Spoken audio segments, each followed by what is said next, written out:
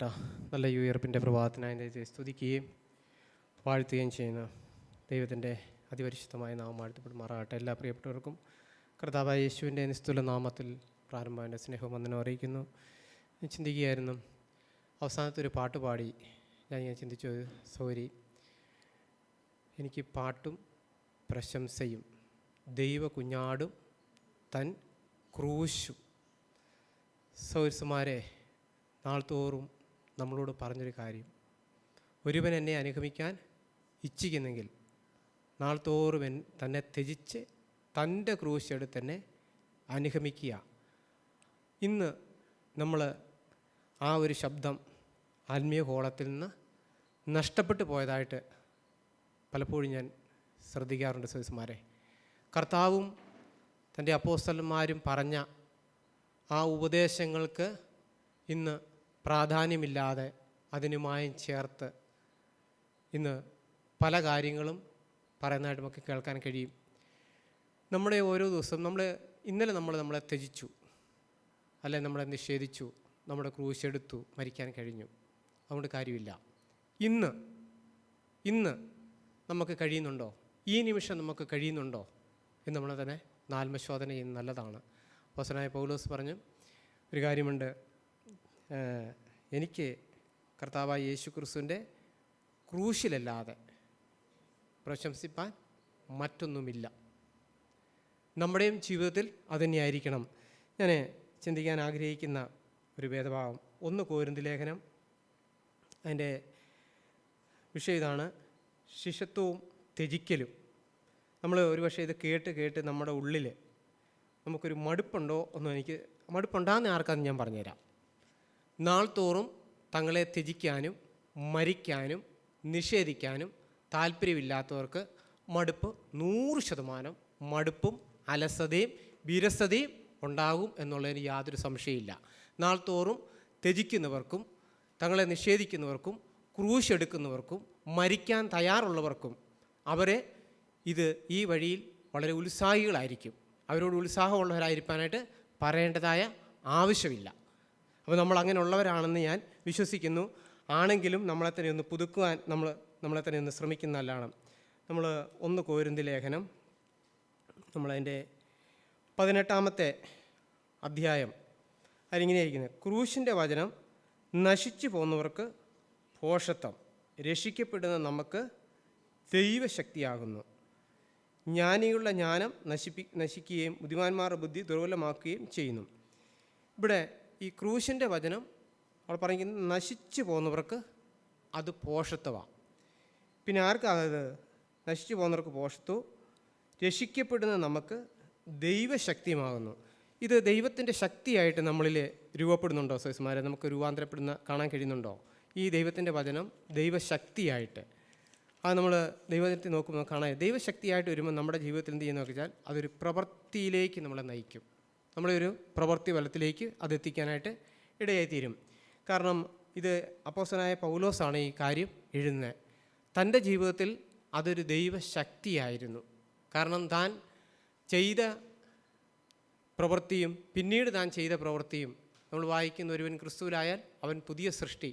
തൻ്റെ ജീവിതത്തിൽ ആ ദൈവശക്തി തന്നെ നയിച്ചത് എങ്ങോട്ടാണെന്ന് നമുക്ക് കാണാൻ കഴിയും. അപ്പോസ്തലനായ പൗലോസ് ഗലാത്യ ലേഖനം അതിൻ്റെ 6-14 വാക്യം നമുക്ക് ഒന്ന് ചിന്തിക്കാം. നമ്മൾ കഴിഞ്ഞ ദിവസം ഞാൻ ഓർക്കുന്നുണ്ട്, ബാവുസൻ അതിനെക്കുറിച്ച് അല്പമായിട്ടൂടെ സംസാരിച്ചിട്ടുണ്ട്. അതിൻ്റെ 6-14 വാക്യം, എനിക്ക് നമ്മുടെ കർത്താവായ യേശു ക്രിസ്തുവിൻ്റെ ക്രൂശിലല്ലാതെ പ്രശംസിപ്പാൻ ഇടവരരുത്. അവനാൽ ലോകം എനിക്ക്, ഞാൻ ലോകത്തിനും ക്രൂശിക്കപ്പെട്ടിരിക്കുന്നു. ഇവിടെ ഒരു ഇരട്ട ക്രൂശീകരണത്തെക്കുറിച്ച് നമുക്ക് കാണാൻ കഴിയും. അപ്പോസ്തലനായ പൗലോസ് ഇരട്ട ക്രൂശീകരണത്തെക്കുറിച്ച്, കാരണം അവിടെ പറഞ്ഞിരിക്കുന്നത്, ഞാൻ ലോകത്തിന് അവനാൽ ലോകം എനിക്കും ഞാൻ ലോകത്തിനും ക്രൂശിക്കപ്പെട്ടിരിക്കുന്നു. തൻ്റെ ജീവിതത്തിൽ അവനാൽ ഞാൻ ലോകത്തിനും ലോകം എനിക്കും. അതുകൊണ്ടാണ് ഞാൻ പറഞ്ഞ ഇരട്ട ക്രൂശീകരണം എന്ന് പറയാനുള്ള കാരണം അതാണ്. തൻ്റെ ജീവിതത്തിൽ പൗലോസ് അപ്പോസ്തലൻ്റെ ജീവിതത്തിൽ നമുക്ക് കാണാൻ കഴിഞ്ഞൊരു കാര്യം, തൻ്റെ ലോകത്തോടുള്ള ബന്ധത്തിൽ അവിടെ പറഞ്ഞിരിക്കുന്നത് ഇങ്ങനെയാണ്, അവിടെ താൻ എഴുതി, അവനാൽ ലോകം എനിക്കും ഞാൻ ലോകത്തിനും. എന്ന് വെച്ചാൽ ലോകത്തിൻ്റെ എല്ലാ വ്യവസ്ഥിതികളുള്ള ബന്ധത്തിൽ അപ്പോസ്തലനായ പൗലോസ് ക്രൂശിക്കപ്പെട്ടവനായിരുന്നു. നമ്മുടെയും ദൈനംദിന ജീവിതത്തിൽ സഹോദരന്മാരെ ഈ ക്രൂശിലൂടല്ലാതെ നമുക്ക് ദൈവജീവൻ പ്രാപിപ്പാനായിട്ട് കഴിയത്തില്ല. നമ്മൾ രക്ഷിക്കപ്പെട്ടവരാണ്, സ്നാനപ്പെടുന്നത്. നമ്മുടെ ജീവിതത്തിൻ്റെ ലക്ഷ്യം എന്താണ്? നമ്മുടെ ആഗ്രഹം ക്രിസ്തു സ്വഭാവത്തോട് അനുരൂപരായി തീരണമെന്ന് നമ്മുടെ ആഗ്രഹം. അത് നമ്മൾ പ്രാർത്ഥിച്ചുകൊണ്ട് മാത്രം ഇരുന്നാൽ സംഭവിക്കത്തില്ല. അതിനെ നമ്മളെ എന്ത് ചെയ്യും? ക്രൂശീകരണത്തിന് വേണ്ടി നമ്മളെ ത്യജിക്കുവാൻ വേണ്ടി വിവിധങ്ങളാകുന്ന വഴികളിലൂടെ നമ്മളെ കടത്തിവിടും. ആ കടത്തിവിടുന്നതിൻ്റെ ലക്ഷ്യം എന്താ? രക്ഷിക്കപ്പെട്ടവരും സ്നാനപ്പെട്ടവരും വീണ്ടും ജനിക്കപ്പെട്ടവരും കർത്താവായ യേശുക്രിസ്തുവിൻ്റെ ആഗ്രഹം പുത്രനെ പോലെ ആയിത്തീരണം. അതിനുള്ള വഴി എന്താണെന്ന് ചോദിച്ചാൽ, ദൈനംദിന ജീവിതത്തിൽ ഞാനൊരു കാര്യം പറയാം സഹോദരന്മാരെ, നമുക്ക് മരിക്കാനും ചെറുതാകാനും ത്യജിക്കാനും അനേക സാഹചര്യങ്ങൾ നമ്മുടെ ഭവനത്തിലുണ്ട്, നമ്മുടെ ജോലിസ്ഥലത്തുണ്ട്, നമ്മുടെ ഓഫീസിലുണ്ട്, നമ്മൾ എവിടെ പോയാലും അവിടെ എല്ലാം ഉണ്ട്. പക്ഷേ നമുക്കിതൊന്നും, നമ്മളിവരെയൊക്കെ ആരായിട്ടാണ് കാണുന്നത്? ശത്രുക്കളായിട്ടാണ് കാണുന്നത്. ഇപ്പോൾ അമ്മ എന്നോട് മറുതലിച്ചാൽ ഞാൻ എന്ത് ചെയ്യും? എൻ്റെ അമ്മയെ ശത്രുവായിട്ടും കാണും. എന്നാൽ ഞങ്ങളുടെ വീട്ടിൽ അമ്മയുള്ള സമയത്ത് ഞങ്ങൾ കണ്ടോ എങ്ങനെയാണെന്ന് നേക്കണം. അമ്മ രക്ഷിക്കപ്പെടാത്ത ആളാണ്. ഞാനും സൗകര്യം കണ്ടൊരു കാര്യം, ഞങ്ങളെപ്പോഴും പറഞ്ഞൊരു കാര്യം, ഇതിലൂടെയാണ് നമ്മളെ രൂപാന്തരപ്പെടുത്തുന്നത്. ക്രൂശെടുക്കുക എന്ന് പറഞ്ഞാൽ ഇവിടെയാണ്. കാരണം നമുക്കെതിരായി സംസാരിക്കുമ്പോൾ ആ മാതാവിനെ ചേർത്ത് പിടിക്കുകയും നമ്മളോട് അടുപ്പിക്കുകയും നമ്മൾ ചെയ്യുന്ന അതാണ് ക്രൂശ്. അവിടെ നമ്മൾ മരിക്കാൻ തയ്യാറാണെങ്കിൽ, പൗലോസ് അപ്പോസ്തലൻ പറഞ്ഞൊരു കാര്യമുണ്ട്, ഞങ്ങളുടെ മർത്യ ശരീരത്തിൽ യേശുവിൻ്റെ ജീവൻ വെളിപ്പെടണം. യേശുവിൻ്റെ ജീവൻ വെളിപ്പെടണം. ഞങ്ങളെല്ലായ്പ്പോഴും യേശു നിമിത്തം മരണത്തിന് ഏൽപ്പിക്കുക. ഞങ്ങളിൽ മരണവും നിങ്ങളിൽ ജീവനും വ്യാപരിക്കുക. എന്നിൽ ക്രിസ്തുവിൻ്റെ മരണം സംഭവിക്കുന്നെങ്കിൽ എൻ്റെ അടുത്തിരിക്കുന്ന എനിക്കെതിരായി ചിന്തിക്കുന്ന ആൾ എന്തു ചെയ്യും? അവരും ഈ ജീവൻ വരും. ഞാൻ മരിക്കാൻ വിസ്മരിക്കുന്നതുകൊണ്ട് ദൈവത്തിൻ്റെ ജീവൻ എനിക്ക് നിലനിൽക്കാനായിട്ട് കഴിയുന്നില്ല. നമ്മളിപ്പോൾ ഒരു സ്ഥലത്ത് ചെന്നു, അവിടുന്ന് നമുക്കൊത്തിരി പ്രതികൂലങ്ങളുണ്ടാകുന്നു. അപ്പോൾ നമ്മൾ ആ വ്യക്തിയെ കാണുന്നത്, ദൈവത്തിൻ്റെ വചനത്തിൽ പറയുന്നത് നമുക്ക് പോരാട്ടമുള്ളത് ജഡത്വങ്ങളല്ല. പക്ഷേ ഇതെല്ലാം തിയറിയായിട്ട് നമ്മുടെ തലമുറയിൽ ഇരിപ്പുമുണ്ട്. പക്ഷേ പ്രായോഗിക തലത്തിൽ നമുക്കിത് അനുസരിക്കാൻ കഴിയുന്നുമില്ല. അതിൻ്റെ കാരണം എന്താണെന്നറിയാമോ? ഈ ദൈവത്തിൻ്റെ വചനം, നമ്മൾ കേൾക്കുന്ന ദൈവത്തിൻ്റെ വചനം, അത് നമ്മൾ ധ്യാനിക്കുന്നവരായി നമ്മുടെ ഹൃദയത്തിൽ വരുവാണെങ്കിൽ, ഹൃദയത്തിൽ വരുന്ന വചനത്തിന് മാത്രമേ നമ്മളെ രൂപാന്തരപ്പെടുത്താനായിട്ട് കഴിയുള്ളൂ. നമ്മളിപ്പോൾ ദൈവത്തിൻ്റെ വചനമൊക്കെ ഇവിടെ വായിക്കുന്നു, പഠിക്കുന്നു. ഒരു പക്ഷേ ഞാനൊരു കാര്യം പറയാം, നമ്മളിൽ പലരും ഇപ്പോൾ വെളിയിൽ ഒരാളെ കണ്ടാൽ തർക്കിക്കാനും വാദിക്കാനും ഈ സത്യം സ്ഥാപിക്കാനും ഒക്കെ ചിലപ്പോൾ നമ്മൾ പഠിച്ചിട്ടുണ്ടാകാം, സത്യമായിരിക്കാം. പക്ഷേ നമ്മുടെ പ്രായോഗിക തലത്തിൽ ഈ ക്രൂശ് നമ്മുടെ ജീവിതത്തിൽ ചെയ്യുന്നൊരു കാര്യം, സഹോദരന്മാരെ, ഇപ്പം ഞാൻ പറഞ്ഞ കർത്താവായ യേശു ക്രിസ്തുവിനെ കുറിച്ച് വായിക്കുന്നവൻ, അവൻ ക്രൂശിനെ സഹിച്ചു. ലോകം വളരെ നിന്ദ്യമായി നിലയെ കാണപ്പെടുന്ന ഒന്നാണ് ക്രൂശീകരണം എന്ന് പറയുന്നത്. അപ്പോൾ ആർക്ക് വേണ്ടിയാണ് യേശു അത് സഹിച്ചത്? അതുകൊണ്ടാണ് പലർക്കും ക്രൂശെടുക്കാൻ, ആരുടെ മുമ്പിൽ താഴാൻ പറഞ്ഞാൽ ലോകത്തിന് ക്രൂശിക്കപ്പെടാത്തത് കൊണ്ട് ലോകത്തിൻ്റെ മാനം, ഞാൻ ക്രൂശെടുത്താൽ ഞാൻ പോഷനാണെന്ന് ലോകം പറയും. ലോകം പറയണമെന്നാണ് ദൈവത്തിൻ്റെ വചനം പറയുന്നത്. പക്ഷേ എൻ്റെ ആഗ്രഹം, ഞാൻ പോഷനാകാനും പാടില്ല, എനിക്ക് ദൈവവും വേണം. ഞാൻ പോഷനാകണമെങ്കിൽ എന്ത് ചെയ്യണം? ഞാൻ ക്രൂശെടുത്തേ പറ്റൂ. ക്രൂശിൽ മരിക്കാൻ തയ്യാറായ മാത്രമേ കഴിയത്തുള്ളൂ. അപ്പോൾ ഈ ദൈനംദിന ജീവിതത്തിൽ നമുക്ക് ഇഷ്ടമില്ലാത്ത വ്യക്തികളുടെ മധ്യത്തിൽ നമ്മളെ കൊണ്ടാക്കും. നമ്മളെ കർത്താവിന് എന്ത് ചെയ്യണം? ചെത്തി വെടിപ്പാക്കി തന്നെപ്പോലെ ആക്കി തീർക്കാനായിട്ടാണ്. അപ്പോൾ അവർ നമ്മളോട് ഇടപെടുമ്പോൾ നമ്മുടെ ഉള്ളിൽ അവർക്കെതിരെ അനേക കാര്യങ്ങളും പൊങ്ങി വരും നമുക്ക് കാണാൻ കഴിയും. സഹോദരന്മാരെ, അവിടെയാണ് നമുക്കൊരു ശുദ്ധീകരണം, അവിടെയാണ് നമുക്കൊരു മരണം നമുക്ക് സംഭവിക്കേണ്ടത്. അങ്ങനെ ആണെങ്കിൽ മാത്രമേ, ഇപ്പം ഞാൻ ചോദിക്കട്ടെ, കർത്താവായ യേശു ക്രിസ്തു ക്രൂശിലായിരുന്ന സമയത്ത് പിതാവേ ഇവർ ചെയ്യുന്നതെന്ന് അവരറിയായാൽ ഇവരോട് ക്ഷമിക്കണേന്ന് പ്രാർത്ഥിച്ചു. അത് വളരെ സിമ്പിളായിട്ട് എനിക്ക് പ്രാർത്ഥനയിൽ ഉരുവിടാൻ കഴിയും, എനിക്ക് മൈക്കിന് മുമ്പിൽ പറയാനും കഴിയും. എനിക്ക് ശത്രു ഇല്ലെങ്കിൽ എങ്ങനെ ശത്രുവിനെ സ്നേഹിക്കാൻ കഴിയുന്നത്? സഹോദരന്മാരെ, നമ്മൾ ശത്രുക്കളെ നമുക്ക് ഒരു ക്രിസ്ത്യാനിയായിട്ട് ജീവിക്കാൻ ആഗ്രഹിക്കുന്ന മനസ്സ് വെച്ചിട്ടുള്ളവർക്ക് 24 മണിക്കൂറും എന്തുണ്ട്? പോരാട്ടമുണ്ട്, അവർക്ക് കഷ്ടതയുണ്ട്. അല്ലാത്തവർക്കില്ല. അല്ലാത്തവർക്കില്ല. കാരണം ഈ വഴി ഇടുക്കവും ഞെരുക്കവും ഉള്ള വഴിയാണ്. ഇത് അപമാനത്തിൻ്റെ വഴിയാണ്. ഇത് നിന്ദയുടെ വഴിയാണ്. ഇത് ലോകത്തിൻ്റെ ദൃഷ്ടി ഇതെല്ലാം പോഷത്വമാണ്. അങ്ങനെ പോഷനായി തീരാൻ ആഗ്രഹിക്കുന്ന വ്യക്തിയെ ദൈവം ജ്ഞാനിയാക്കി തീർക്കുകയുള്ളൂ. ഇതല്ല ലോകത്തിൻ്റെ മുമ്പിൽ എനിക്ക് ജ്ഞാനിയായി തീരണമെങ്കിൽ ഒരിക്കലും കഴിയത്തില്ല. നമ്മുടെ ജീവിതത്തിൽ നമ്മളെ തന്നെ നാൾ തോറും ത്യജിക്കുന്ന കാര്യത്തിൽ നമ്മൾ വിശ്വസ്തരായിത്തീരണം. നമ്മളെ പല സാഹചര്യങ്ങളിലൂടെ ദൈവം നമ്മളെ അവിടെ നിന്ന് രൂപാന്തരപ്പെടുത്താനായിട്ട് ആഗ്രഹിക്കുന്നുണ്ട്. സഹോദരന്മാരെ, എന്തുകൊണ്ടാണ് നമുക്ക് രൂപാന്തരപ്പെടാൻ കഴിയാതിരിക്കുന്ന കാരണം? നമ്മൾ മരിക്കാൻ തയ്യാറല്ല. നമുക്കറിയാം, നമ്മളും ഇന്ന് ഞാനൊരു കാര്യം പറയാം. RC-ക്കാർ ദുഃഖവെള്ളിയാഴ്ച ക്രൂശ് വന്നുകൊണ്ട് പോകുമ്പോൾ നമ്മൾ പറയാം, ക്രൂശ് ഇതൊന്നുമല്ല കേട്ടോ, ഇവർ ഈ തടിക്കുറിച്ചും കൊണ്ടാണ് പോകുന്നത്. നമുക്ക് ക്രൂശിനെക്കുറിച്ച് നല്ല അറിവുണ്ട്. അങ്ങനെയാണെങ്കിൽ ഞാനൊരു കാര്യം ചോദിക്കട്ടെ സഹോദരന്മാരെ, ഞാനൊരു വളരെ ആത്മാർത്ഥമായിട്ട് ഞാൻ ചോദിക്കുക, അങ്ങനെയാണെങ്കിൽ നമ്മുടെ ഭവനത്തിൽ നമുക്ക് മറ്റുള്ളവരെ ഉൾക്കൊള്ളാൻ കഴിയാതിരിക്കുന്നതിന് കാരണം ഒരു പക്ഷേ ഞാനൊരു കാര്യം പറയാം, നമ്മളെപ്പോലെ ആത്മീയ കാഴ്ചപ്പാടുള്ളവരായിരിക്കുകയല്ല നമ്മുടെ ഭവനത്തിലുള്ളവർ. അപ്പോൾ ആരാ ഇത് ചെയ്യേണ്ടത്? എൻ്റെ സഹോദരിക്ക് എന്നേക്കാൾ ആത്മീയ കാഴ്ചപ്പാടില്ലെന്ന് കൂട്ടിക്കോ. അപ്പോൾ ആരാ അവിടെ ക്രൂശ് എടുക്കേണ്ടത്? ആത്മീയ കാഴ്ചപ്പാടുള്ള ഞാനാ ക്രൂശ് എടുക്കേണ്ടത്. ഞാൻ ക്രൂശ് എടുക്കുക എന്ന് പറഞ്ഞാൽ എൻ്റെ സ്വന്തം ഇഷ്ടങ്ങളും സ്വന്തം താല്പര്യങ്ങളും ഞാൻ മരണത്തിന് ഏൽപ്പിക്കണം. അവരെ സ്നേഹിക്കണമെങ്കിൽ, അവരെ കരുതണമെങ്കിൽ നമ്മൾ കുഞ്ഞുങ്ങൾ ചിന്തിക്കും, മാതാപിതാക്കൾ അവർക്ക് വലിയ ബുദ്ധിയും ജ്ഞാനവും ഒന്നുമില്ല, വിദ്യാഭ്യാസവും ഇല്ല, ഞങ്ങളാരാ ഇപ്പം നല്ല പഠിത്തമുള്ളവരാ. സഹോദരന്മാരെ, ഞാൻ ഒരു കാര്യം പറയാം. ദൈവത്തിൻ്റെ വചനപ്രകാരം നമ്മളെ താഴ്ത്താൻ നമ്മൾ മനസ്സുള്ളവരാണെങ്കിൽ മാത്രമേ നമ്മളെ ഉയർത്താനായിട്ട് കഴിയത്തുള്ളൂ. നമ്മൾ ദൈവത്തിൻ്റെ വചനത്തിൽ നമ്മളിങ്ങനെ വായിക്കുന്നു. മത്തായിയുടെ സുവിശേഷം 10-ാം അധ്യായം അതിൻ്റെ 24-ാമത്തെ വാക്യം നമുക്കൊന്ന് വായിച്ചേ. 10:24. നമ്മളിതൊക്കെ കൂടെ വായിക്കുന്നതാണ്.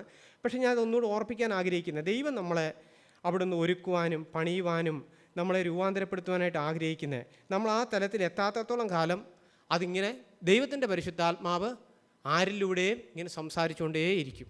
നമ്മൾ പഠിക്കുന്നവരെ, നമ്മൾ രൂപാന്തരപ്പെടുന്നവരെ. അത് കഴിയുമ്പോൾ അടുത്ത ഭാഗത്തേക്ക് ദൈവത്തിൻ്റെ ആത്മാവ് നമ്മളെ നടത്തും. നമ്മളതിൻ്റെ 10-ന്റെ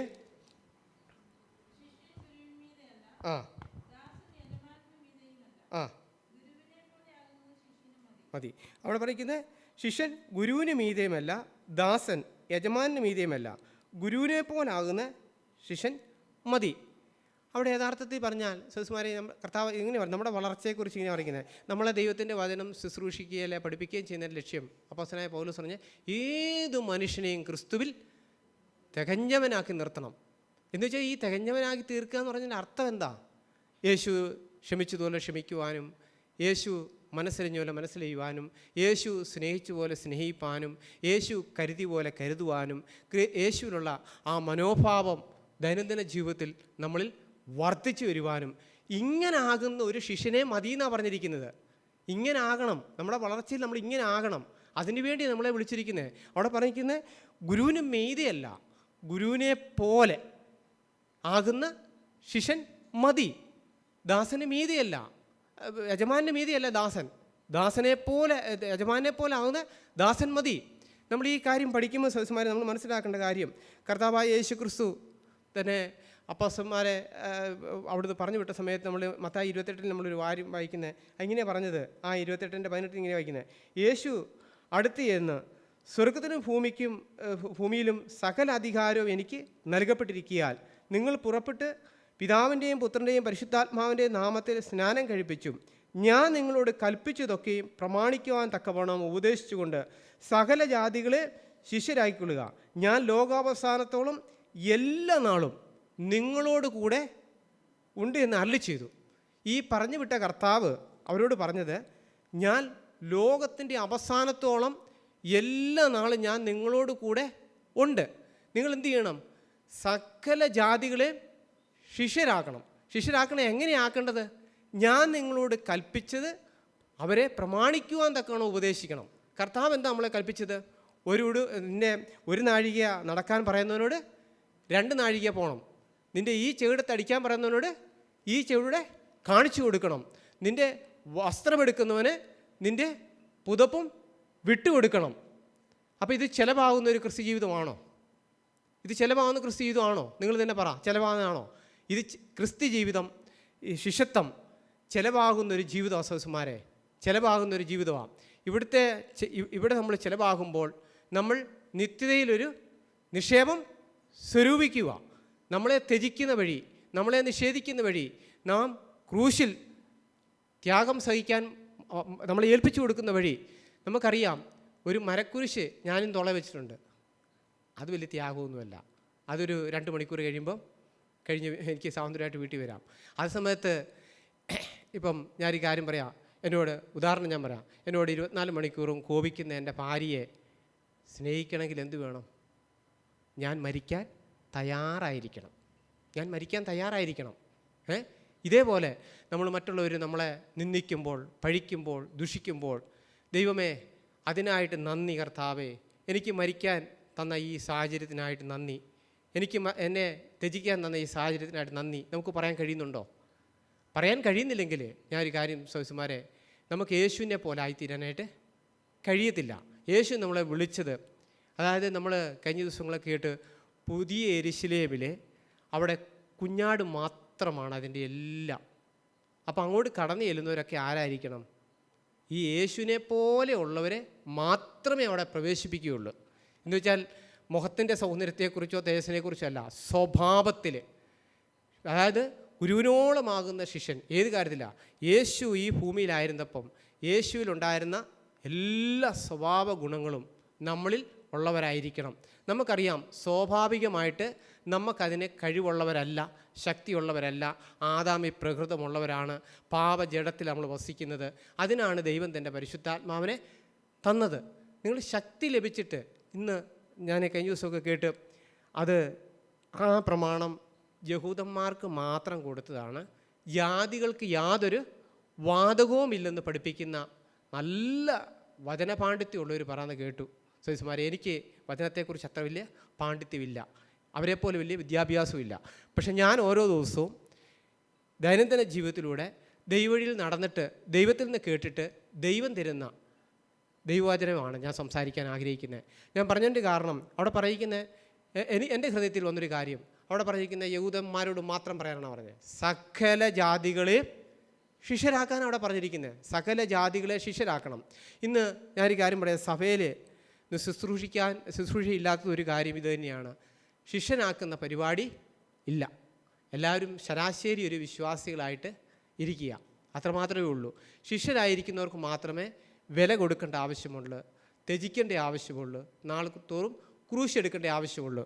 ഇവിടെ അതുപോലെ നമ്മൾ മത്തായിയുടെ സുവിശേഷം, യോഹന്നാന്റെ സുവിശേഷം 8-ാം അധ്യായത്തിലെ തന്നിൽ വിശ്വസിച്ച യഹൂദന്മാരോട് കർത്താവ് പറഞ്ഞൊരു കാര്യം, നിങ്ങൾ വാസ്തവമായി എൻ്റെ 8-ന്റെ 31-ാമത്തെ വാക്യം, 31-32, തന്നിൽ വിശ്വസിച്ച യഹൂദന്മാരോട് യേശു പറഞ്ഞൊരു കാര്യം, നിങ്ങൾ വാസ്തവമായി എൻ്റെ വചനത്തിൽ നിങ്ങൾ നിലനിൽക്കുന്നെങ്കിൽ നിങ്ങൾ എൻ്റെ ശിഷ്യന്മാരാവും. വചനം എന്ന് പറഞ്ഞാൽ ആരാ? ക്രിസ്തുവിൽ നിലനിൽക്കുക എന്നതിൻ്റെ അർത്ഥം. സഹോദരന്മാരെ, ഈ വചനത്തിൽ നമുക്കറിയാം, പത്രോസിൻ്റെ ലേഖനം 1-ൽ ഇങ്ങനെയാണ് വായിക്കുന്നത്. അതിൻ്റെ 1-ന്റെ 2-ലാണോ 3-ലാണോ 23-ാം വാക്യത്തിൽ ഇങ്ങനെ ഒരു വാക്കുണ്ട്, നമ്മൾ കെടുന്ന ബീജത്താലല്ല കെടാത്തതിനാലും നിലനിൽക്കുന്നതുമായ ദൈവത്തിൻ്റെ വചനത്താലാണ് നമ്മളെ വീണ്ടും ജനിപ്പിച്ചത്. അപ്പോൾ ഈ വചനത്തിൽ നമ്മൾ എന്ത് ചെയ്യണം? നിലനിൽക്കേണ്ട ആവശ്യമുണ്ട്. നമ്മുടെ പരീക്ഷകളിലെ, ശോധനകളിലെ, വേദനകളിലെ, അപമാനങ്ങളിലെ, നിന്ദകളിലെ, തെറ്റിദ്ധാരണകളിലെ ഒക്കെ നമ്മൾ എന്ത് ചെയ്യണം? ഈ വചനത്തിൽ നമ്മൾ നിലനിൽക്കുന്നവരായിരിക്കണം. ഈ വചനത്തിലായ നമ്മുടെ അടിസ്ഥാനമുള്ളവരായിരിക്കണം. എങ്കിൽ മാത്രമേ നമുക്ക് മറ്റുള്ളവരെ സ്നേഹിപ്പാൻ, അവരോട് കരുണ കാണിക്കുവാൻ കഴിയുള്ളൂ. ഞാൻ സഹോദരന്മാരെ ഒരു കാര്യം പറയാം, നമ്മുടെ ദൈനംദിന ജീവിതത്തിൽ നമ്മളങ്ങനെ ചെയ്തു നോക്കി നമുക്ക് കാണാനായിട്ട് കഴിയും. നമ്മൾ എന്തെന്നറിയത്തില്ലാത്ത ആത്മീയ സ്വാതന്ത്ര്യത്തിലേക്ക്, ആത്മീയ സമാധാനത്തിലേക്ക്, സ്വസ്ഥതയിലേക്ക്, ഇന്ന് നമുക്ക് പലപ്പോഴും സമാധാനമൊക്കെ ഉള്ളതെന്നൊരു കാര്യം പറയാം. നമ്മുടെ കാര്യങ്ങളെല്ലാം ഏകദേശമൊക്കെ ഒരു വിധത്തിൽ നടന്നാൽ നമുക്ക് സമാധാനമുണ്ട്. ഏകദേശമൊക്കെ ഒരു വിധത്തിൽ നടന്ന സമാധാനമുണ്ട്. യേശു പറഞ്ഞൊരു സമാധാനം എന്തായിരുന്നു? ഞാൻ നിങ്ങൾക്ക് തരുന്ന സമാധാനം ലോകം തരുന്ന പോലെയല്ല. സഹോദരന്മാരെ, എവിടെ നിൽക്കുമ്പോഴാണ് ഈ യേശു ഈ കാര്യങ്ങളൊക്കെ എവിടെ നിന്നുകൊണ്ടാണ് പറഞ്ഞെന്നും മനസ്സിലാക്കണം. നമ്മൾ പീലാത്തോസിൻ്റെ കൽത്തളത്തിൽ നിന്നുകൊണ്ട് പീലാത്തോസ് ചോദിക്കുക, നീ യഹൂദന്മാരുടെ രാജാവാണോ എന്ന് ചോദിച്ചപ്പം യേശു ഇങ്ങനെ ചെവിയൊന്നും ചൊറിഞ്ഞില്ല രാജാവാണോ എന്ന് പറയാനായിട്ട്. സഹോദരന്മാരെ, തുപ്പലിങ്ങനെ ഒലിക്കുക മുഖത്തൂടെ, ചോര ഒലിക്കുക. അതായത് ഒരു ചെറിയൊരു കീറ്റത്തുണി മാത്രമേ തന്നെ ഉടുപ്പിച്ചിട്ടുള്ളൂ. കർത്താവിന് എന്തെങ്കിലും സംശയം ഉണ്ടായിരുന്നോ? ഞാൻ യഹൂദന്മാരുടെ രാജാവാണെന്ന് പീലാത്തോസിനോട് പറയാനായിട്ട് നമ്മുടെ ദൈവത്തിന് കഴിഞ്ഞു. സാഹചര്യങ്ങളെ അല്ല നമ്മൾ നോക്കേണ്ടത് സഹോദരന്മാരെ. സാഹചര്യങ്ങൾക്ക് അപ്പുറത്ത് ദൈവം നമ്മളെ ആക്കി വെച്ചിരിക്കുന്ന ഓരോ പരീക്ഷയുടെ സമയത്തും നമ്മൾ ആ പൊസിഷനിൽ നിൽക്കുന്നവരായിരിക്കണം. അവിടെയാണ് ദൈവം പറഞ്ഞത്. അവിടെ ദൈവത്തിന് സമാധാനം നഷ്ടപ്പെട്ടോ? പീലാത്തോസ് ഈ കാര്യം ചോദിച്ചപ്പോൾ ആ നിറഞ്ഞ സമാധാനത്തോടെ പറഞ്ഞിരിക്കുന്നത്. യേശുവിനെ കുറിച്ച് പറയുന്നത് അവൻ സമാധാനത്തിൻ്റെ പ്രഭു. യേശു സമാധാനത്തിൻ്റെ പ്രഭുവാണ്. ആ സമാധാനം നമുക്ക് നൽകിക്കുന്നത്. നമ്മുടെ സമാധാനം എന്ന് പറഞ്ഞാൽ നമ്മുടെ സാമ്പത്തിക കാര്യങ്ങൾ, നമ്മുടെ കുഞ്ഞുങ്ങളുടെ അഡ്മിഷന്, അവരുടെ ജോലി കാര്യങ്ങൾ, രോഗങ്ങളൊന്നുമില്ലെങ്കിൽ നമ്മുടെ കാര്യം ഭയങ്കര സമാധാനമാണ്. എന്നാൽ ഞാൻ ഈ കാര്യം പറയാം, പ്രതികൂലങ്ങളുടെ മധ്യത്തിലും പ്രതിബന്ധങ്ങളുടെ കാറ്റുകൾ നമ്മളെ ജീവിതത്തിൽ ആഞ്ഞടിക്കുമ്പോഴും ഈ സമാധാനത്തിൽ നമ്മൾ നിലനിൽക്കണം സഹോദരന്മാരെ. ഇതിനു വേണ്ടി നമ്മളെ വിളിച്ചത് ഒരു ശിഷ്യൻ എന്നുള്ള നിലയിൽ നമ്മളെ ജീവിതത്തിൽ അനേക പ്രതിസന്ധിയിലൂടെ നമ്മളെ കടത്തിവിടും. നമ്മൾ കർത്താവിൻ്റെ ശിഷ്യനായി തീരാനായിട്ട് നമ്മൾ ആഗ്രഹിക്കുന്നെങ്കിൽ, അല്ലാത്തവർക്ക് യാതൊരു പ്രയാസവും ഇല്ല, ഒരു പ്രതിസന്ധിയും ഇല്ല. അവർക്ക് എങ്ങനെ വേണമെങ്കിലും കടന്നു പോകാനായിട്ട് കഴിയും. നമ്മൾ ലൂക്കോസിൻ്റെ സുവിശേഷം 14-ാം അധ്യായം അതിൻ്റെ 25 തൊട്ട് 27 വരെയുള്ള വാക്യം നമുക്കൊന്ന് ചിന്തിക്കാം. ലൂക്കോസിൻ്റെ സുവിശേഷം 14-ാം അധ്യായം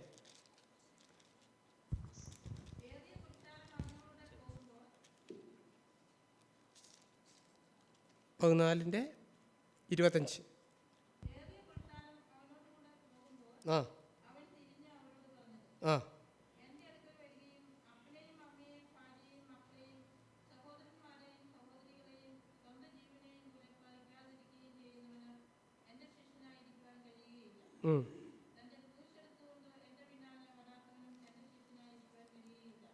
ഇവിടെ ഏറിയ പുരുഷാരം തൻ്റെ പിന്നാലെ വരുന്നത് കണ്ടിട്ടാണ് യേശു പറഞ്ഞത്. നമ്മളാണെങ്കിലും ഇന്നത്തെ സഭാ നേതാക്കന്മാരാണേലും പറയും. ഞാനൊരു ചർച്ചിൽ നിന്ന സമയത്ത് ഒരു ദൈവദാസൻ നമ്മുടെ വീടിൻ്റെ അടുത്താണ് വന്ന സമയത്ത് പുള്ളി നല്ലപോലെ വിശുദ്ധിയെക്കുറിച്ച് പ്രസംഗിക്കുമായിരുന്നു, ക്രൂശെടുക്കുന്നതിനെക്കുറിച്ച് പ്രസംഗിക്കുമായിരുന്നു.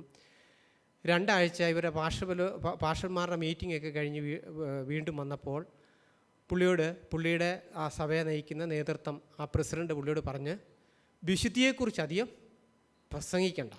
കാരണം എന്താണെന്ന് ചോദിച്ചാൽ അതിന് മുമ്പ് തന്നെ ഒരാൾ ആ കുടുംബത്തിൽ നിന്ന് പോയി. കാരണം മോശമായ ചില കാര്യങ്ങൾ ചെയ്തപ്പോൾ താക്കീത് കൊടുത്തു.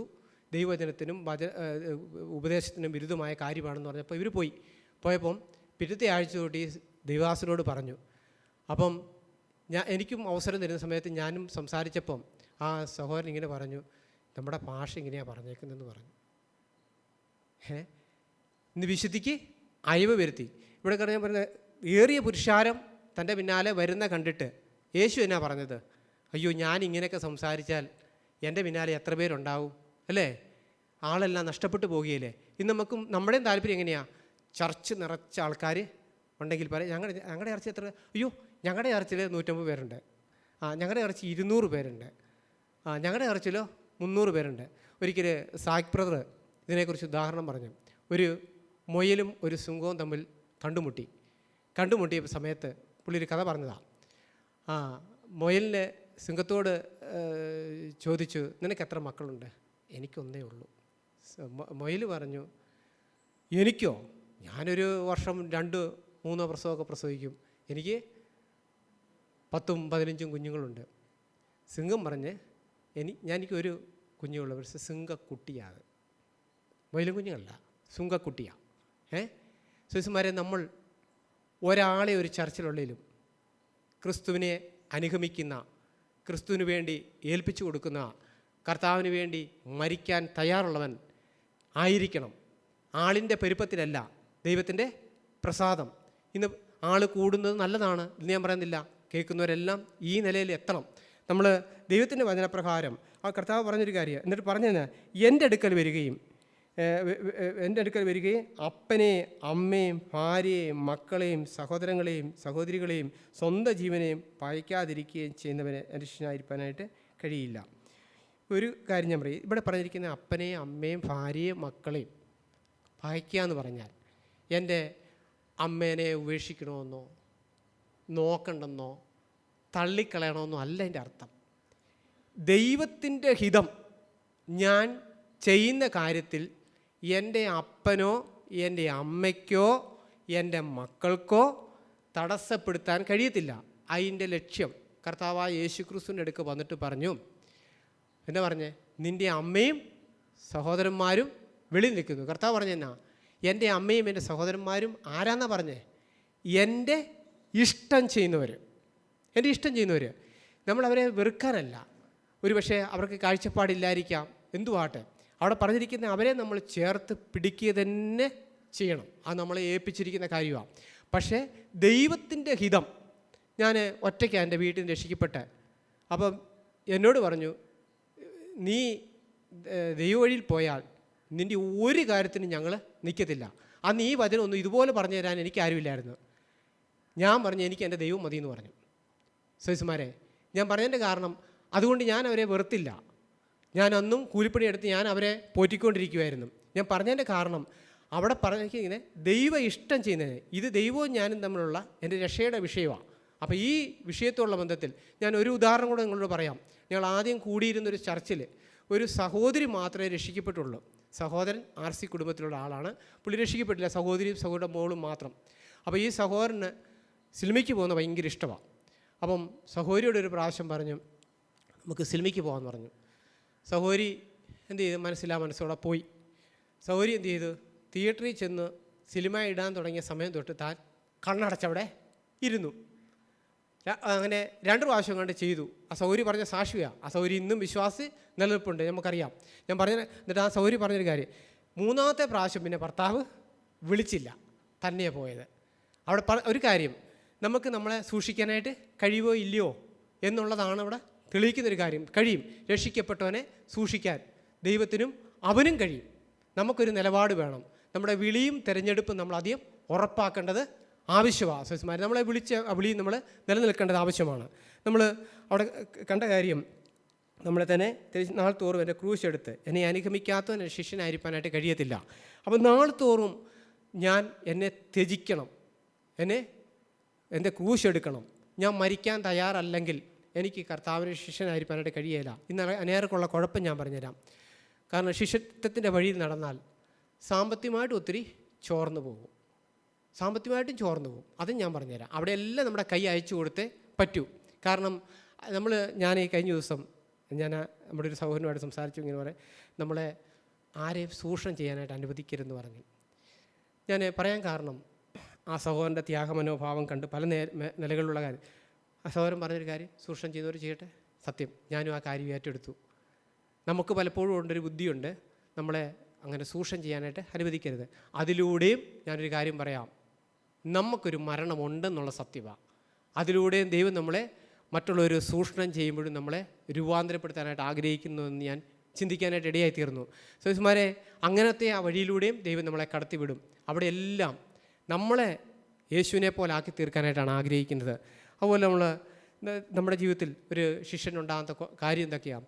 ഒന്നാമത് നെഹളം ഉണ്ടാകാൻ പാടില്ല, സ്വാർത്ഥത ഉണ്ടാകാൻ പാടില്ല. അവൻ്റെ കാര്യങ്ങൾക്ക് വേണ്ടി മാത്രം ചിന്തിക്കുന്നവനായിരിക്കത്തില്ല ഒരു ശിഷ്യൻ. എപ്പോഴും അവൻ മറ്റുള്ളവരെ ഉത്സാഹിപ്പിക്കുന്ന, എങ്ങനെ പറഞ്ഞാൽ, അവൻ എനിക്ക് ശിഷ്യൻ്റെ നാവിനെ തന്നു, തളർന്നിരിക്കുന്നവരെ താങ്ങുവാൻ മാത്രമല്ല എല്ലാ നിലയിലും അവരെ കരുതുവാൻ. അതാണ് ഒരു ശിഷ്യൻ്റെ പ്രത്യേകത.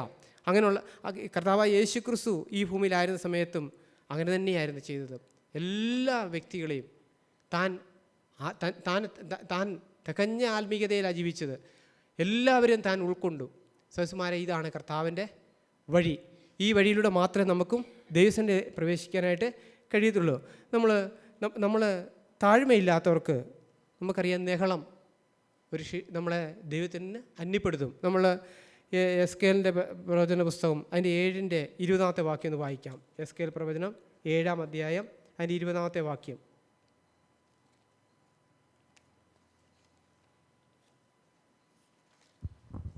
അതുകൊണ്ടുള്ള ആഭരണങ്ങളുടെ ഭംഗി അവർ ബന്ധത്തിനായി ഉപയോഗിച്ചു. അതുകൊണ്ട് അവർ തങ്ങൾക്ക് മ്ലേച്ഛ വിഗ്രഹങ്ങളെയും മലിനബിംബങ്ങളെയും ഉണ്ടാക്കി. ആകയാൽ ഞാൻ അതവർക്ക് മലിനമാക്കി. 7-20 അല്ലേ? 7-20. ഞാനത് അന്യന്മാരുടെ കയ്യിൽ കവർച്ചയായും ഭൂമിയിലെ ദുഷ്ടന്മാർക്ക് കൊള്ളയായും കൊടുക്കും. അവർ അത് അശുദ്ധമാക്കും. അവിടെ പറഞ്ഞിരിക്കുന്നത് 20-ാമത്തെ വാക്യത്തിൽ നമ്മൾ കണ്ടത്, അതുകൊണ്ടുള്ള ആഭരണങ്ങളുടെ ഭംഗി അവർ ഡംഭത്തിനായി പ്രയോഗിച്ചു. അതുകൊണ്ട് അവർ തങ്ങളെ മ്ലേച്ഛ വിഗ്രഹങ്ങളെ മലിനബിംബങ്ങളെ ഉണ്ടാക്കി. ആകയാൽ ഞാൻ അത് അവർക്ക് മലമാക്കിയിരിക്കുന്നു. ഇത് സഹോദരന്മാരെ, ഞാൻ ഒരു കാര്യം പറയാം. ഒരു ശിഷ്യനാണെങ്കിൽ നമ്മുടെ ജീവിതത്തിൽ നമ്മളെല്ലായ്പ്പോഴും ഈ ലോകത്തിലുള്ള എല്ലാം നമ്മൾ ത്യജിച്ചേ പറ്റൂ. ത്യജിക്കുന്നില്ലെങ്കിൽ നമുക്ക് അവിടുത്തെ ശിഷ്യയായിരിക്കാനായിട്ട് കഴിയത്തില്ല. നമ്മളെ സംബന്ധിച്ചിടത്തോളം ഞാനൊരു കാര്യം പറയാം. നമുക്ക് ലോകവും വേണം, ദൈവവും വേണം. രണ്ടും കൂടെ നമുക്ക് വേണം. നമുക്ക് അയ്യോ അങ്ങനെയൊക്കെ എങ്ങനെയാണ് സഹോദര കഴിയുന്നതെന്നാണ് നമ്മുടെ ചോദ്യം. അങ്ങനെ കഴിയും. ദൈവത്തിൻ്റെ വചനം നമ്മളോട് അങ്ങനെയാണ് പറയുന്നത്, അങ്ങനെ കഴിയണം നമുക്ക്.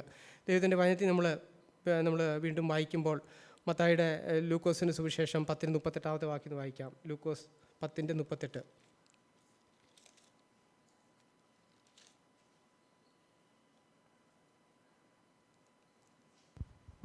പിന്നെ അവർ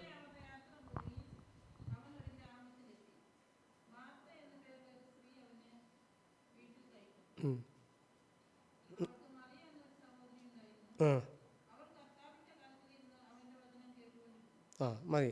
അവിടെ മാർത്ത എന്നൊരു സ്ത്രീ ഉണ്ടായിരുന്നു, മറിയ എന്നൊരു സ്ത്രീയും ഉണ്ടായിരുന്നു. അവൾ കർത്താവിൻ്റെ കാൽക്കലിരുന്ന് അവൻ്റെ വചനം കേട്ടുകൊണ്ടേയിരുന്നു. നമ്മൾ നിരന്തരം സഹോദരന്മാരെ ആ മറിയ കർത്താവിൻ്റെ കാൽക്കലിരുന്ന് ദൈവത്തിൻ്റെ വചനം കേട്ടുകൊണ്ടേയിരുന്നു. നമ്മൾ മാർത്തയെക്കുറിച്ച് വായിക്കുന്ന കർത്താവിന് ശിഷ്യന്മാർക്കുമുള്ള ഭക്ഷണം ഉണ്ടാക്കുക അകത്ത് കിടന്ന് ഭക്ഷണം ഉണ്ടാക്കുമ്പോഴും അവിടെ ഉള്ളിലൊരു അസ്വസ്ഥതയാണ്. മറിയ ഇവിടെ കുത്തിയിരിക്കുന്നു. നമ്മളെ ശോധന ചെയ്ത് നമുക്ക് കാണാനായിട്ട് കഴിയും. രണ്ടുപേരും വീട്ടിലുണ്ടെങ്കിൽ ഒരു സഹോദരി അല്പം വചനമൊക്കെ വായിച്ചുകൊണ്ടിരിക്കുകയായിരിക്കും ഒരു വീട്ടിൽ. അപ്പം അവൾ കണ്ടോ 24 മണിക്കൂറും മൊബൈലിലെ പ്രസംഗം കേൾക്കുന്നു, വചനം വായിക്കുന്നു. ഞാനാണ് ഇവിടെ കിടന്ന്. ഞാനൊരു കാര്യം ചോദിക്കട്ടെ, നീ അടുക്കളയിൽ കിടന്ന് പണിയുമ്പോഴും നിൻ്റെ ഹൃദയം അസ്വസ്ഥതയാണ് അല്ലേ? ഈ അസ്വസ്ഥതയെന്ന് കാണിക്കുന്നതിൻ്റെ കാരണം എന്താ?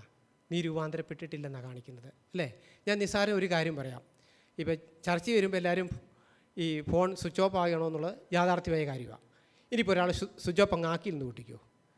അത് കേൾക്കുമ്പോൾ നമുക്കൊരു അസ്വസ്ഥത വരുന്നെങ്കിൽ ഞാനൊരു കാര്യം പറയാം, നമ്മളും മാനസാന്തരപ്പെട്ടിട്ടില്ല. കാരണം നമ്മളെ എല്ലാ അസ്വസ്ഥതയിൽ നിന്നും രക്ഷിക്കേണ്ടത് ദൈവത്തിൻ്റെ ആഗ്രഹമാണ്. കാരണം കർത്താവായ യേശു ക്രിസ്തുവിനെ പോലെ നമ്മൾ ആകണമല്ലോ. എന്ന് വെച്ചാൽ സ്വിച്ച് ഓഫ് ചെയ്യരുതെന്നല്ല ഞാൻ പറഞ്ഞാൽ. ഇനി ഒരാൾ അബദ്ധത്തിൽ സ്വിച്ച് ഓഫ് ചെയ്തില്ലെന്ന് കൂട്ടിക്കോ, എനിക്കൊരു അസ്വസ്ഥത വരുവാണെങ്കിൽ ഞാനൊരു കാര്യം പറയാം, ഞാൻ രൂപാന്തരപ്പെട്ടിട്ടില്ല. ആ മേഖലയിൽ ഞാൻ രൂപാന്തരപ്പെടാനായിട്ടാണ് ദൈവം ആ കാര്യം ചെയ്യുന്നത്. ദൈവത്തിന് വേണ്ടി പഠിക്കുന്നത് ദൈവം സകലവും നന്മയ്ക്കായിട്ടാണ് ചെയ്യുന്നത് പറഞ്ഞത്. നന്മയ്ക്കായിട്ട്. ഇന്ന് രാവിലെ സൗരം വായിച്ചു, പകൽ സൂര്യനെങ്കിലും രാത്രി ചന്ദ്രനെങ്കിലും എന്നെ ബാധിക്കുകയില്ല. ഇനിയിപ്പോൾ ഒരു 2 മാസം കഴിയുമ്പോൾ നമ്മൾ പറയും അയ്യോ ഭയങ്കര ചൂട്. ദൈവത്തിന് വചനം പറയാണ് ഇത് ബാധിക്കത്തില്ല.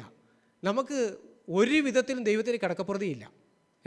ചൂട് കൂടിയാലും തണുപ്പ് കൂടിയാലും മഴ പെയ്താലും ഇപ്പം ചന്ദ്രഗ്രഹണമൊക്കെ വരും. ആ സമയത്ത് നമ്മളെ സംരക്ഷിക്കാനായിട്ട് നമ്മുടെ ദൈവത്തിന് കഴിയുമെന്നാണ് ആ വചനം പറഞ്ഞിരിക്കുന്നത്. നമുക്കതൊന്നും വിശ്വസിക്കാനായിട്ട് കഴിയുന്നില്ല. അതിൻ്റെ കാരണം എന്താണെന്നറിയോ? നമ്മുടെ മനസ്സിന് പുതുക്കം വന്നിട്ടില്ല. കാര്യമൊക്കെ ശരിയാണ്, നമ്മൾ രക്ഷിക്കപ്പെട്ടു, സ്നാനപ്പെട്ടു, അവർ ശിഷ്യന്മാരാണെന്നൊക്കെ പറയുന്നുണ്ടെങ്കിലും നമ്മുടെ മനസ്സിന് വേണ്ട വിധത്തിലുള്ള പുതുക്കം വന്നിട്ടില്ല. ഇവിടെ നമ്മൾ എന്ത് ചെയ്യണം? ദൈവത്തിൻ്റെ കരങ്ങളിൽ നമ്മളെ തന്നെ ഏൽപ്പിച്ചു കൊടുക്കേണ്ടത് ആവശ്യമാണ്. ഇവിടെ നമ്മൾ കണ്ട കാര്യം, ഈ മറിയ എന്ത് ചെയ്ത് അവൾ പാദപീഠത്തിരുന്ന് അവിടെ പറഞ്ഞത് അത് അവളിൽ നിന്ന് ആർക്കും അപകരിച്ച് കളയാൻ കഴിയത്തില്ല. ഈ ദൈവത്തിൻ്റെ പാദപീഠത്തിൽ ഇരുന്ന് ദൈവത്തിൻ്റെ വചനം കേട്ട് ദൈവത്തെ ശ്രദ്ധിക്കുന്ന ഒരു വ്യക്തിയുടെ ജീവിതം ഒരാൾക്കും അപകരിച്ച് കളയാനായിട്ട് കഴിയത്തില്ല. അവൾ എപ്പോഴും അതിലായിരിക്കും തൻ്റെ ഹൃദയവും മനസ്സും കേന്ദ്രീകരിക്കുന്നത്. രക്ഷിക്കപ്പെട്ട ഒരു വ്യക്തിയെ സംബന്ധിച്ചിടത്തോളം ദൈവത്തിന് വചനമെന്ന മായമില്ലാത്ത പാൽ കുടിപ്പാൻ വാഞ്ചിക്ക്. നമ്മുടെ ഹൃദയത്തിൽ എല്ലായ്പ്പോഴും ഒരു ശിഷ്യനായി തീരാൻ ആഗ്രഹിക്കുന്ന വ്യക്തികൾ എപ്പോഴും ഉണ്ടാകേണ്ട കാര്യം അതാണ്. സഹോദരന്മാരെ, നമുക്ക് ചിന്തിക്കാം. അതുപോലെ തന്നെ അപ്പോസ്തലനായ പൗലോസ് ഒരു കാര്യം, ഗലാത്യ ലേഖനം അതിൻ്റെ 2-ാം അധ്യായത്തിൻ്റെ 20-ാമത്തെ വാക്യം താനിങ്ങനെ പറഞ്ഞേ, ഞാൻ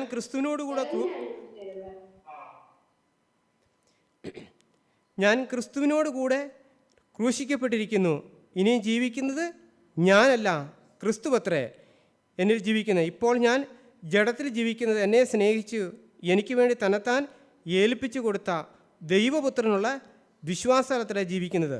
ഇവിടെ പറഞ്ഞിരിക്കുന്ന പൗലോസ് ഈ ഒരു മനോഭാവം നമ്മുടെ ദൈനംദിന ജീവിതത്തിൽ, ഡെയിലി ലൈഫിൽ നമ്മൾ സൂക്ഷിക്കണം. ഓരോ പരീക്ഷകളും ശോധനകളും അപമാനങ്ങളും നിന്ദകളും ഒക്കെ നമുക്ക് കടന്നു വരുമ്പോൾ സഹോദരന്മാരെ, നമ്മുടെ ഈ ഒരു മനോഭാവം നമ്മൾ സൂക്ഷിക്കണം. ഞാൻ ക്രിസ്തുവിനോട് കൂടെ ഞാൻ ക്രൂശിക്കപ്പെട്ടവനാണ്, ഞാൻ ക്രൂശിക്കപ്പെട്ടവളാണ്, എനിക്ക് മറ്റൊന്നും മറിച്ച് ചിന്തിക്കാനായിട്ട് കഴിയത്തില്ല എന്നുള്ളൊരു പൗലോസ് ഞാനിപ്പോൾ ജഡത്തിൽ ജീവിക്കുന്നത് എന്നെ സ്നേഹിച്ച് എനിക്ക് വേണ്ടി തന്നെത്താൻ ഏൽപ്പിച്ചെന്ന ദൈവത്തിനുള്ള വിശ്വാസമത്രേ. അതുകൊണ്ട് പൗലോസ് പറഞ്ഞു, ഞങ്ങൾ ജഡത്തിൽ സഞ്ചരിക്കുന്നെങ്കിലും ഞങ്ങളുടെ പോരിൻ്റെ ആയുധങ്ങളൊന്നും ജഡീകമല്ല, കോട്ടകളെ ഇടിക്കുവാൻ തക്കവണ്ണം ശക്തിയുള്ളതാണ്. അവർ ജഡത്തിലാണ് സഞ്ചരിക്കുന്ന സഹോദരന്മാരെ. അപ്പോസ്തലനായ പൗലോസും പത്രോസും യോഹന്നാനും ഒന്നും മാലാഖമാരല്ലായിരുന്നു. നമ്മളെപ്പോലെ സമസ്വഭാവമുള്ള മനുഷ്യരാണ് അവർ.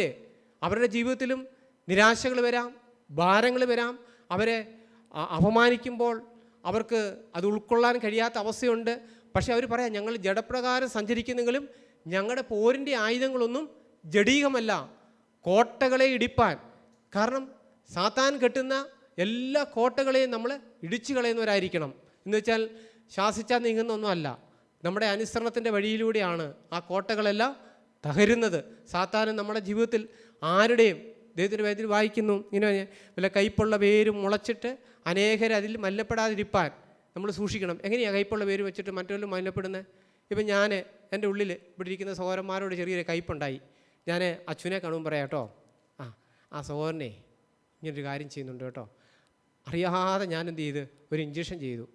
പുള്ളിയിലേക്കും ആ സഹോദരനോടുള്ള ആ കയ്പ് വന്നു. കയ്പുള്ള വേരും മുളച്ചിട്ട് അനേകരും അതിൽ മല്ലപ്പെടാൻ കാരണം. അപ്പോൾ നമ്മൾ എന്ത് ചെയ്യണം? നമ്മളെ തന്നെ സൂക്ഷിക്കേണ്ട ആവശ്യമുണ്ട്. കർത്താവിൻ്റെ ശിഷ്യനാണെങ്കിൽ നാളത്തോറും തന്നെ ത്യജിച്ച് തൻ്റെ ക്രൂശെടുത്ത് കർത്താവിനെ അനുഗമിക്കുകയും, അതുപോലെ നമ്മൾ ഇവിടെ കണ്ട കാര്യം, അതായത് ദൈവത്തിനുള്ള വിശ്വാസമാണ് ജീവിക്കുന്നത്. ഈ ഒരു മനോഭാവം നമ്മുടെ ദൈനംദിന ജീവിതത്തിൽ നമ്മൾ കടന്നു പോകുന്ന എല്ലാ മേഖലകളിലും, എല്ലാ പരീക്ഷയുടെ മുമ്പാകെയും നമുക്ക് കർത്താവ് ക്രൂശിലായിരുന്ന സമയത്ത് കർത്താവിനെ ക്രൂശിൽ നിന്ന് ഇറങ്ങി വരുവാനുള്ള വെല്ലുവിളി ഇവിടെ ഉണ്ടായിരുന്നു. അതുകൊണ്ട് ഉണ്ടായിരുന്നു. നമുക്ക് കാണാം, നീ ദൈവപുത്രൻ ആണെങ്കിൽ നീ ഇറങ്ങി വരാൻ പറഞ്ഞു. അപ്പുറത്ത് വരുന്ന കള്ളന്മാരെന്ന് പറഞ്ഞേ, നീ നിന്നെ രക്ഷിച്ച് ഞങ്ങളെ രക്ഷിക്കുക. നമ്മുടെ ജീവിതത്തിൽ ഈ വെല്ലുവിളി ഉണ്ട് സഹോദരന്മാരെ. ശത്രു നമ്മളെ വെല്ലുവിളിക്കും. നമ്മൾ ആ സമയത്തും നമ്മൾ ക്രൂശിൽ നമ്മളെ തന്നെ ഏൽപ്പിച്ചു കൊടുക്കേണ്ടത് ആവശ്യമാണ്. കർത്താവ് വഹിച്ച ക്രൂശ്, ആ ക്രൂശല്ല ഇന്ന് എൻ്റെ സ്വന്തം ഇഷ്ടങ്ങളും എൻ്റെ സ്വന്തം താല്പര്യങ്ങളും സ്വന്തം അഭിലാഷങ്ങളും സ്വന്തം അഭിപ്രായങ്ങളെയും മരണത്തിന് ഏൽപ്പിക്കാനായിട്ടാണ് നമ്മളെ വിളിച്ചിരിക്കുന്നത്. നമുക്കറിയാം, നമ്മൾ കേട്ടിട്ടുണ്ട്, ദൈവഹിതത്തിന് വിരുദ്ധമായതെല്ലാം പാപമാണ്, അതിൻ്റെ മേലൊക്കെ മരിക്കുവാൻ നമ്മൾ തയ്യാറായിരിക്കുക. നാളത്തോറും നമ്മളെ ത്യജിച്ച് നമ്മുടെ ക്രൂശിയുടെ ദൈവത്തെ അനുഗമിക്കുക. ഈ വചനങ്ങളെ എന്നെ നിങ്ങളെയും അനുഗ്രഹിക്കുമാറാട്ടെ.